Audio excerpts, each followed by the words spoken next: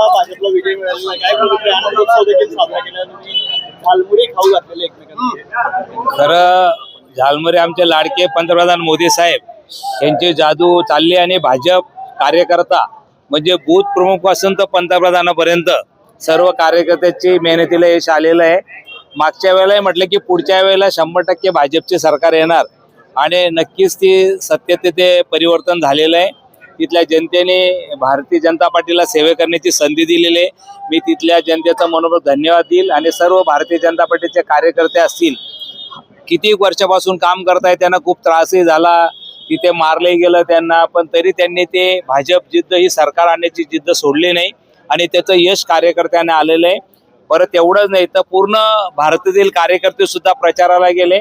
भाजप हा परिवार एकमेकाच्या सहकार्याने मला वाटतं यश प्राप्त करत असतो आणि ते यश मला वाटतं आज भारतीय जनता पार्टीला आलेलं आहे आणि पुन्हा पंतप्रधान सेवा म्हणून मला वाटतं आम्ही जनतेमध्ये जाणार आणि जनतेची सेवा करणार हा पंतप्रधान मोदी साहेबांचा नारा आहे आणि ती सेवा करून परत पश्चिम बंगालचा विकास करण्याचा तिथे प्रयत्न होणार. नरेंद्र मोदींना पुन्हा जनतेने कौल दिलेला आहे.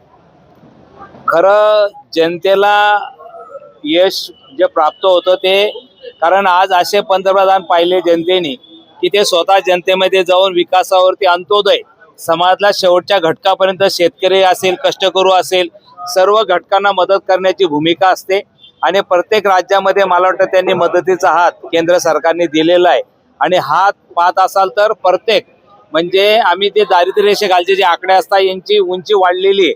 म्हणजे याचाच अर्थ असा होतो की विकासाकडे आमची प्रगती होते. आमचा देश मागच्या वेळेला जो 12-14 आकड्यावरती असताना आता आम्ही 4थ्या क्रमांकावरती आलेलो आहोत. ही देशाची प्रगती जनतेपासून होते आणि मला वाटतं हीच आमची प्रगती आहे आणि त्याच्यामुळे मोदी साहेबांना जनतेने आशीर्वाद दिलेला आहे. पश्चिम बंगाल अनेक वर्षांपासून भाजपच्या हातात नव्हतं कुठेतरी, आता या ठिकाणी मोदी साहेबांच्या विकासावरती त्यांनी निर्णय घेऊन आपल्या हातात भाजपच्या हातात झेंडा फडकलेला आहे. अटल बिहारी वाजपेयींचं कुठेतरी स्वप्न पूर्ण झालं असं वाटतंय.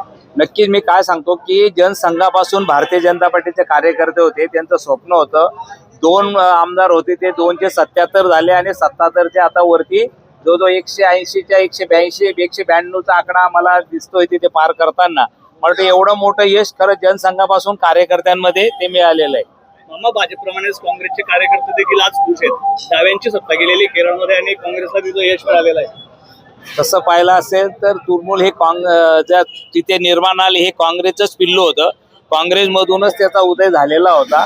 त्याच्यामुळे तो आपसात त्यांचा परिवाराचा आहे, त्याच्यामुळे त्याच्यात आम्ही काही बोलणार नाही. पण आमचं जे काही भारतीय जनता पार्टीने प्रयत्न केले त्याला यश